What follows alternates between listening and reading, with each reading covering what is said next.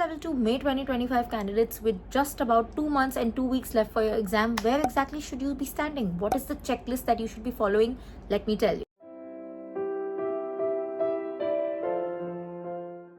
Hi guys and welcome back to my channel. My name is Tanishka and I hope you all are doing good. Today's video is especially for my CFA Level 2 May 2025 candidates. So I've made a last 2.5 months checklist kind of thing for you, basically telling you what should have been done, what should be done, what should your next steps be, and basically kind of giving you a little bit of guidance. So let's get straight to it. But before that, if you're new to this channel, then please take 1 second to the subscribe button. If you've ever liked my work even teeny tiny bit, then please join the community by subscribing to the channel. And while you're at it, do not forget to hit the bell icon so that you're notified every time I post a new video.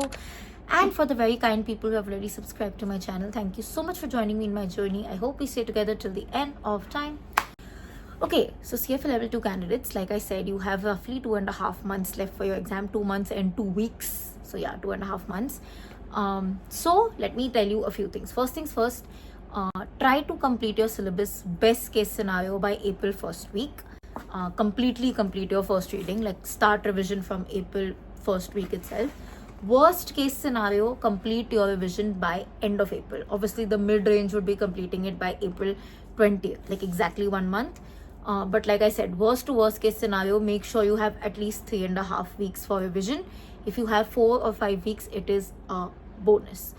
As of now, till about April 15th-ish, you can be using any prep provider, including practicing questions from any prep provider or classes that you go. It's completely fine. But from April 15th onwards till your exam, try to use questions. I'm talking about the practice questions. Try to use the practice questions of the institute only. Remember, those who set the exam know best what kind of practice questions to give you. If you have the premium pack, amazing. If you do not have the premium pack, use candidate resource standard pack, reset it. End of chapter institute questions, blue box institute questions, but use institute questions, institute mock exams. Last 1 month basically should be institute practice questions only. Believe me, it's important.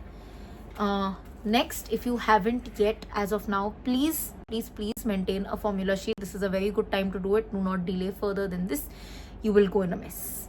Also, between this week and next week, take out 2 days and read ethics. So this week and next week, I'm saying between 12th to 25th March. So before 25th March or by end of March at the latest, take a day or 2 and read the ethics, the 7 standards of ethics. I know you'll be like, level 1 mein padha tha, let me start practicing directly. No, it is important that you read it once, just in case, you know, sometimes you forget a requirement, you forget a recommendation. You don't need to learn it, but reading it once is important. And from that day onwards till the day of your exam, every week, at least 6 days a week, you should be practicing ethics. At least 1 case study from ethics. Believe me, ethics is like, you know it from level 1, you've given that exam, you know how important ethics is for CFA. And in level 2, it gets trickier because the case study format kind of, you know, plays with your mind of how the questions are being asked. So the more you practice, the stronger you will get at it. From April onwards, April 15th-ish onwards, it would be good that you start timing yourself while practicing questions, or at least be aware of how long you're taking to solve a question, because timing can be an issue for level 2, especially in subjects like derivatives, fixed income, and surprise, economics. Yes, it kind of gets lengthy to solve these questions. So be aware of how long you're taking. If something is taking a lot of time, know that, okay, this is a place where I am, you know, gonna get stuck, or I possibly take more time. Therefore, on the exam day, if I'm getting stuck, I should possibly move on. Or I understand that, you know, if I'm solving this for this much time, then I'm able to manage or calculate the other questions. Also, it's good to start now, but worst situation, do it from April 15th. Fix your routine. Basically, if you have a morning exam, make sure that your peak productive study time is morning. If you have an afternoon exam, evening exam, basically the 4 to 9 slot, and make sure your most productive practical time is the evening. Another thing for level 2 that I always say is, please block people who tell you that level 2 is the most difficult exam. It possibly is, but you don't need people to tell you that and scare you. Remember, you have cleared. Keep reminding yourself, you know, when you get anxious, that you have cleared or you have achieved what 50% of all the CFA candidates all haven't achieved. That is the CFA level 1 exam.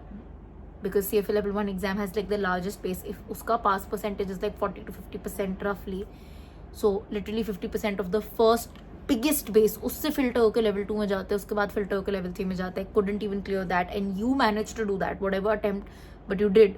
So you are already one step ahead of people. Don't become overconfident, but have that certain level of confidence that yes, I can do it and I will do it.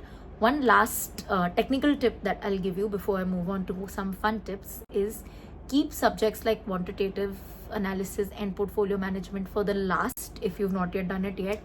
Even in your revision, keep it in the last, I would say, because they have a certain level of memorizing that is needed. It is in fact one of the strongest memorizing bits of level 2, and that theory part kind of is asked many a times, like it is something that we say it is important or it comes. So because of that memorizing bit, I would say it's best to keep that theory studying in the last. Now to some fun tips.